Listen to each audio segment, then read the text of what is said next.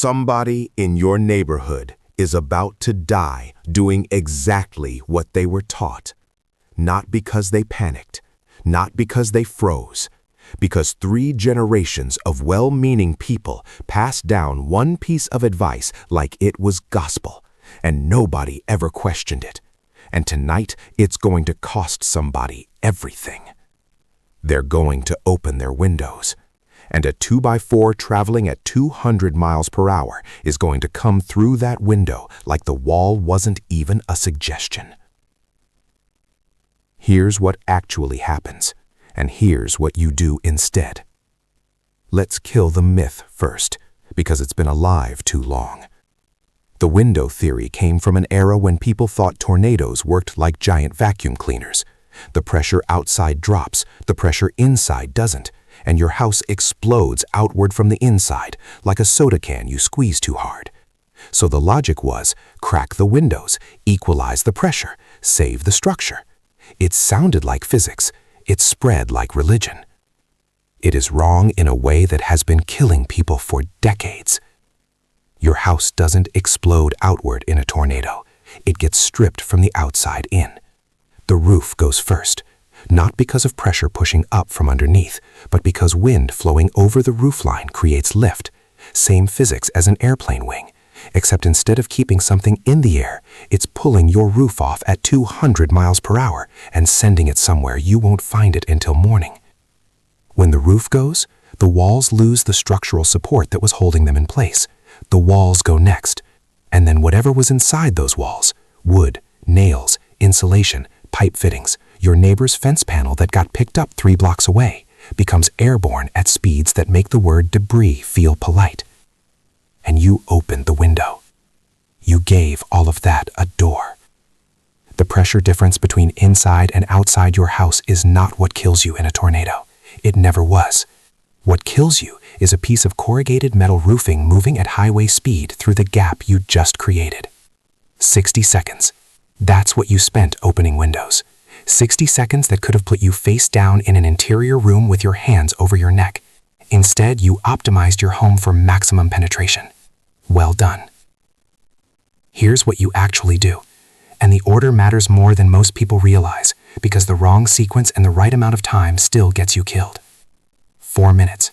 That's the average gap between a tornado becoming visible and it reaching any given point. Some people get more, some get 30 seconds. Most people waste the first 90 in disbelief, standing at a window watching the sky do something the sky shouldn't do, phone out, filming it, telling themselves it's probably fine. It's not probably fine. The sky is that color for a reason. Move to the lowest floor. Now. Not after shoes, not after the dog. The lowest floor. If you have a basement, everything I'm about to say about interior rooms is secondary. You get in the basement, you get away from windows, even down there, and you get under something solid. A heavy workbench, the staircase, anything that puts one more layer between your skull and whatever the storm decides to throw. No basement? Then you're looking for an interior room. Interior means no exterior walls touching it on any side, no windows. The bathroom is usually your best option, small, surrounded on multiple sides, and the pipes inside the walls add a marginal amount of reinforcement that sounds trivial until you're the one who walked out while the rest of the house is in a field 2 streets over. A closet works. A hallway sandwiched between 2 walls on both sides works. A room that shares walls with other rooms on every side works. What doesn't work? Anything with a window. Any upper floor. A mobile home. And I need to say this clearly because people treat mobile homes like they're just small houses. They're not. A mobile home in a tornado is not shelter. It's a participation trophy. The tornado takes it, and you with it, and the only question is how far. If you have a helmet anywhere in that house, motorcycle, bicycle, construction, skateboard, anything with a hard shell, put it on before you get down. This sounds insane until you look at post-tornado structural reports, which show that the majority of fatalities inside supposedly safe rooms came from blunt head trauma, not from the roof collapsing entirely, from individual pieces of debris, a tile, a pipe fitting, a trunk of drywall, hitting an unprotected skull at the wrong angle at the wrong speed. Flying debris doesn't care that you found the right room. It doesn't care that you did everything else correctly. A $20 helmet from a garage sale is the closest thing to ballistic head protection most people will ever own. It weighs nothing. It costs nothing compared to what it's protecting. The list of people who died in tornadoes while wearing helmets is very short. The list of people who didn't is not. Get low, face down, hands over the back of your neck, elbows tucked in. This position protects your spine from impact above and keeps your airway intact, because a neck wound, the kind a piece of roofing metal creates when it passes through the space where a wall used to be, is not something you survive when the roads are blocked, the phone lines are down, and the nearest ambulance is currently documenting whether it still has a roof, which is exactly the moment medical knowledge stops being optional. Medical preparedness isn't about hoarding supplies. It's about having absolute clarity when chaos strikes. If you're ready to stop wondering what if and start knowing exactly what to do when someone is injured and help isn't coming, I've put everything into the Survival Medical Handbook. Clear protocols, real scenarios, no filler. The link is in the pinned comment, but only if you're ready to learn before you need it. Cars. Because this is where people get creative in ways that end badly. If the tornado is visible and you're in a car, your first instinct is to drive away from it. Sometimes that works. Tornadoes typically move northeast at around 30 miles per hour. If you can see it, if you know which direction it's tracking, if you drive perpendicular, not away, perpendicular, meaning you cross out of its path, you can get clear. If you can hear it, stop driving. A tornado with sustained winds over 150 miles per hour doesn't flip your car, it moves it. The car you were in will be somewhere else, and you will also be somewhere else, and those two locations will share nothing except the general area code. You get out. You find the lowest point in the terrain near you, a ditch, a depression in the ground, anywhere that puts you physically below road level. You lie flat, face down, hands over neck, and you make yourself as horizontal and small as possible. The car will be gone. You, potentially, will not be. What you do not do, and this needs to land, is hide under an overpass. This has been documented. Real incidents, real deaths. People pressed into concrete by debris traveling faster inside the overpass than in the open air around it, because the gap creates a wind tunnel that accelerates everything moving through it. The overpass looked like shelter. It was a compression chamber. Someone made that mistake because it seemed logical. It looked solid. It felt safer than a ditch. They were found later.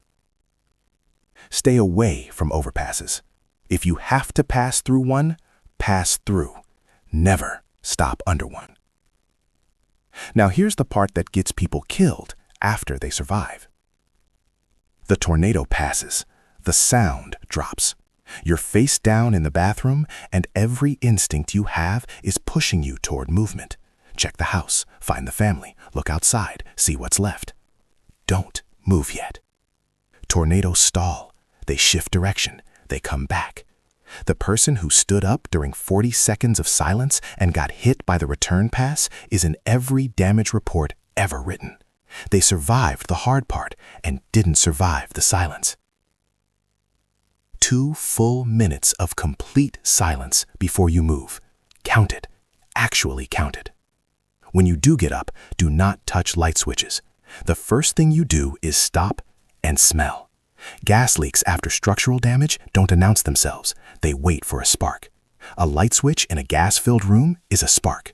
The explosion that follows finishes what the tornado started. Except now the fire department also has to come. If you smell anything chemical, anything like sulfur, anything that wasn't there before, you leave the building and you stay out. Structural damage after a tornado doesn't always look like structural damage.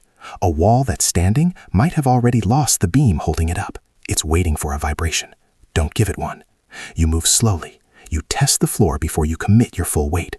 And you do not run through the house, because running through a compromised structure is how people get found under ceilings 2 days later when the rescue teams get through. Check your people before you check anything else. Injuries before property. Always.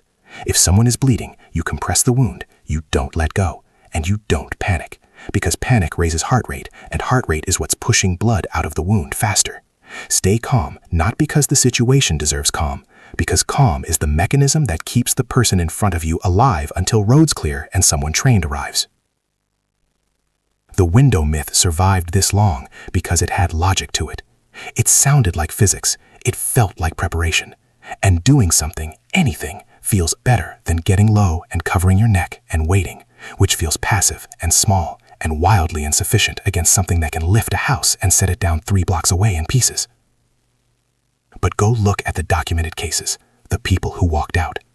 Every single one of them was low, in an interior room, helmet on, hands over their necks, waiting. Not brave, not exceptional, just in the right place, in the right position, not wasting their 4 minutes on windows. That's the whole thing.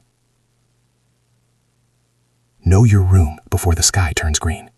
Find your helmet now, tonight, when there's no urgency and no reason to think about it except that the next time there is a reason, there won't be time to look for it. Tell the people in your house, have the conversation, now. Because when the birds go quiet, and the air pressure drops, and the sky does that thing it does, the window is already decided. And so are you. Watch this next. It might be the one that saves someone you know.